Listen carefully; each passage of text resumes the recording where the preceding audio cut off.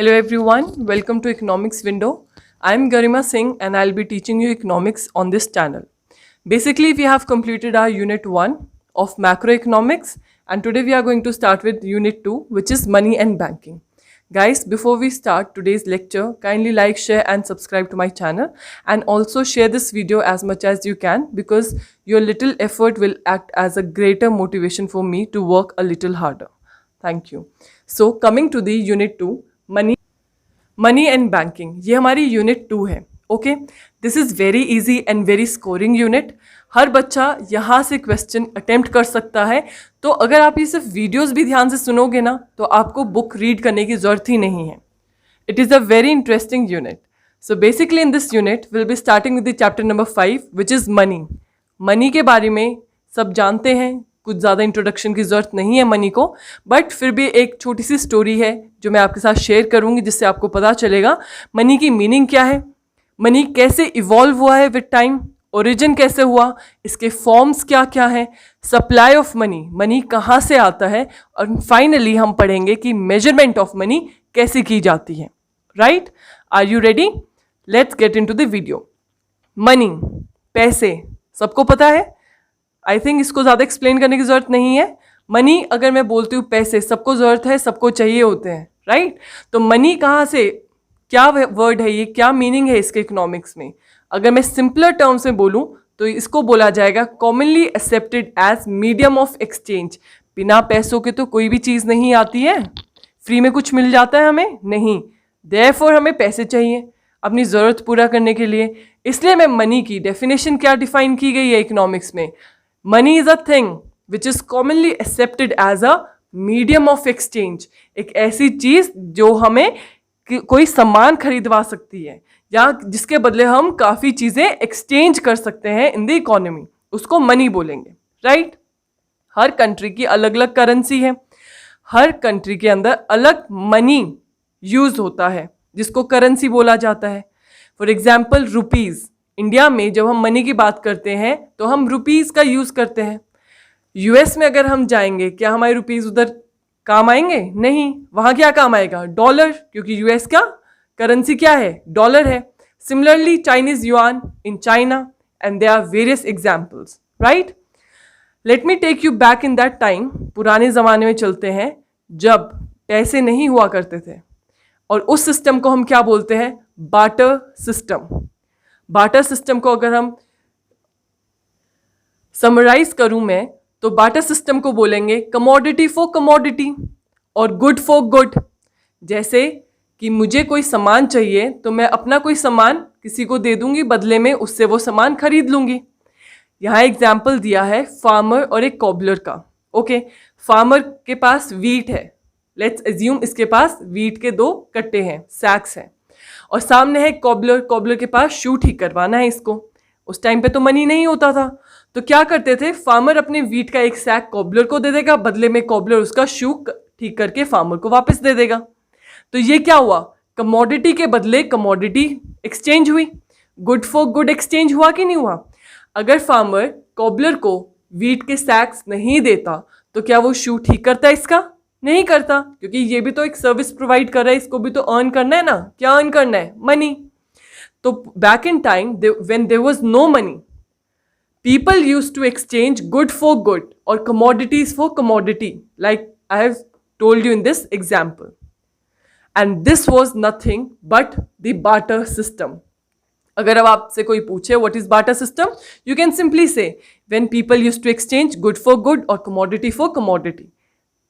That is all for barter system. Okay, लेकिन जैसे जैसे ह्यूमन बींग्स इवॉल्व होते गए विद टाइम, उनकी जो वांट थी, उनकी जो ज़रूरत थी वो भी मल्टीप्लाई होती गई.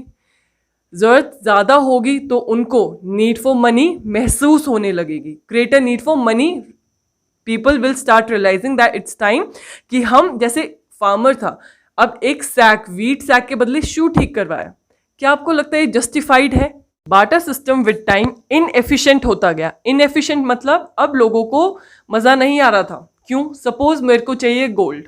ओके, मैं जाती हूँ गोल्ड स्मिथ के पास गोल्ड खरीदने के लिए, और बदले में मैं गोल्ड स्मिथ को क्या देती हूँ? क्योंकि मैं एक फार्मर हूँ तो मेरे पास वीट है, तो मैं वीट के सैक्स दे देती हूँ उसको. ओके, इज इट जस्टिफाइड कि मुझे अपने वीट के बदले मुझे गोल्ड मिल जाए, जबकि दोनों की प्राइस में बहुत ज़्यादा डिफरेंस है अगर हम ध्यान से एक्चुअली कैलकुलेट करें.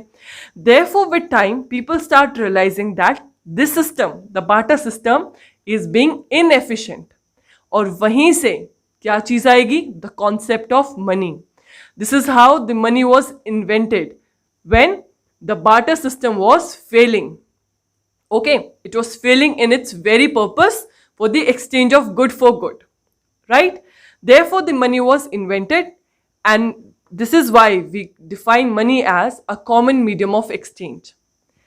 Now, the goods which were sold for goods are now sold for money, and this is what is the story behind the meaning and the evolution of money. So basically, जब हम बात करते हैं money के बारे में, तो initially coins were invented. Okay, coins कैसे? Gold and silver coins which were used as money.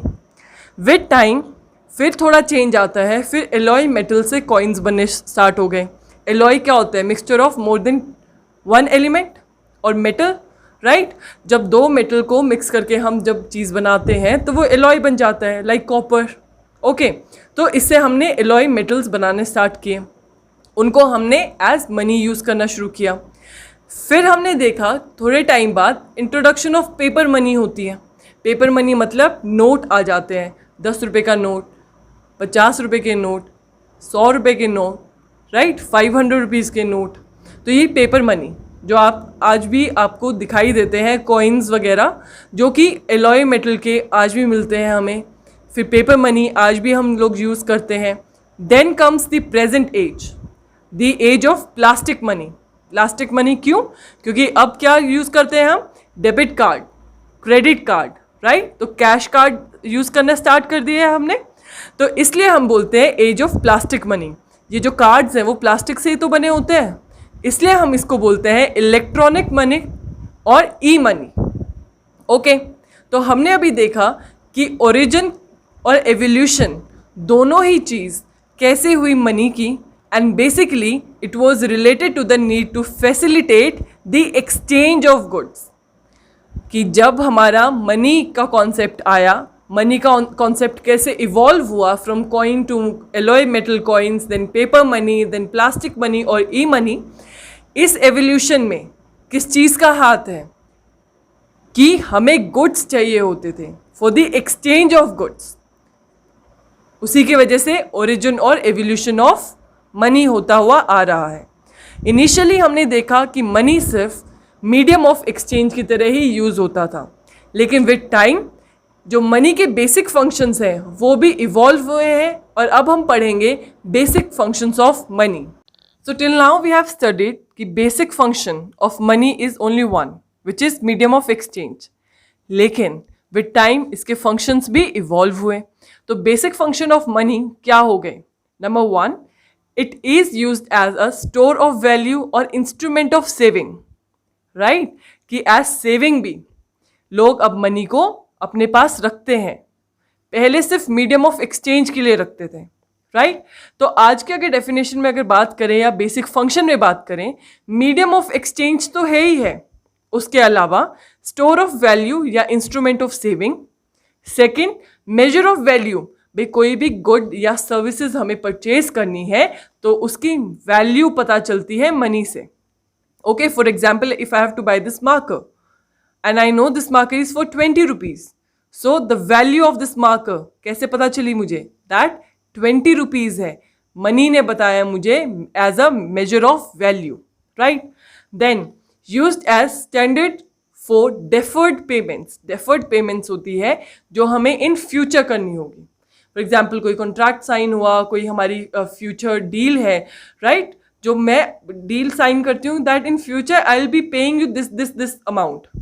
So money is also used as standard for deferred payment, right? भाई आज मैंने आपको 10 रुपये दे दिए और ये डील साइन कर ली है और बोला कि बाकी जो फ्यूचर पेमेंट्स है मैं आपको फ्यूचर में करूँगी, राइट? तो डेफर्ड पेमेंट के लिए भी ये यूज़ होता है. Now as per the old definition, it was just as a medium of exchange, right? but now the definition has also changed. So definition has changed to money is what money does. पैसा वो है जो उससे वो कोई काम किया जा सके. Money is what money does. So ये पूरी कहानी सुनने के बाद आपको एक चीज समझ में आई होगी. अगर मैं समराइज करूं, जो मनी है, मनी जैसे जैसे इवॉल्व हुआ, जैसे इसका विद टाइम इसके चेंज, इसके फंक्शन, इसके यूजेस बढ़ते गए, उससे it led to the expansion of exchange. बहुत ज़्यादा गुड्स एंड सर्विसेज एक दूसरे लोग आपस में एक्सचेंज करना स्टार्ट हुए, which further led to the expansion of market. अब गुड्स एंड सर्विसेज की डिमांड बढ़ने लगी, मार्केट का साइज बढ़ने लगा, एक्सपेंशन ऑफ मार्केट होने लगा, विच फर्दर अब मार्केट का एक्सपेंशन हुआ है, which will lead to expansion of scale of output.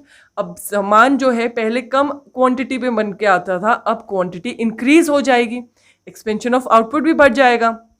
और अगर एक्सपेंशन ऑफ आउटपुट होगा तो it will ultimately lead to the expansion of our economy. Growth होगी इकोनॉमी में और इकोनॉमी एक अच्छे ग्रोथ के पाथ पे चल पड़ेगी. Right. So this is what we have learn in this whole story कि मनी कैसे ओरिजिन होता है, मनी का कैसे इवॉल्व होता है, और विद मनी कैसे एक्सपेंशन ऑफ हमारी इकोनॉमी होगी. Right. Now this is another one term given in your book, CC economy. This question could be asked in 1 mark question. So here I am mentioning it. CC economy, as the name only suggests, C stands for commodity. Commodity for commodity economy क्या होगी? जहाँ good के बदले कोई good खरीदा जाएगा. ये हमने कहाँ पढ़ा था? Yes, correct. ये हमने कौन से सिस्टम में देखा था? Barter system of exchange. Right? तो CC economy is nothing.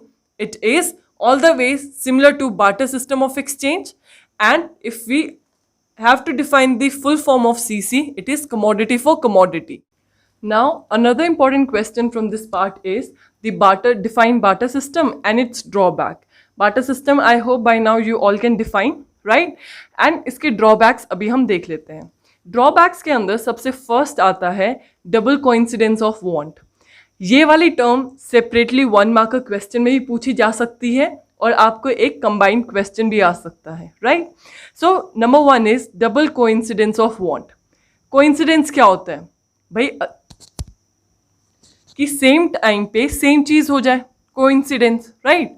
अब यहाँ डबल है. डबल मतलब जो फॉर एग्जाम्पल जो फार्मर को चाहिए, ओके, फार्मर के पास वीट है और कोबलर क्या है, शूज ठीक कर सकता है. लेकिन क्या कभी ऐसा हो सकता है कि हमेशा ये हो कि कोबलर को वीट ही चाहिए और फार्मर को शूज़ ही चाहिए हो? राइट. कभी ऐसा भी तो हो सकता है ना कि फार्मर को तो शूज चाहिए लेकिन कोबलर को चाहिए काऊ, उसको घर में दूध पीने के लिए गाय चाहिए. अब क्या यहाँ एक्सचेंज हो पाएगा? नहीं हो पाएगा. अब फार्मर को एक ऐसा इंसान, ऐसा कोबलर ढूंढना पड़ेगा जो इसकी वीट के बदले उसको शू दे दे. राइट. इसी को क्या बोलेंगे? Double coincidence of want, which is defined as at a point of time two individuals are in possession of such goods which they are willing to exchange for the satisfaction of their want.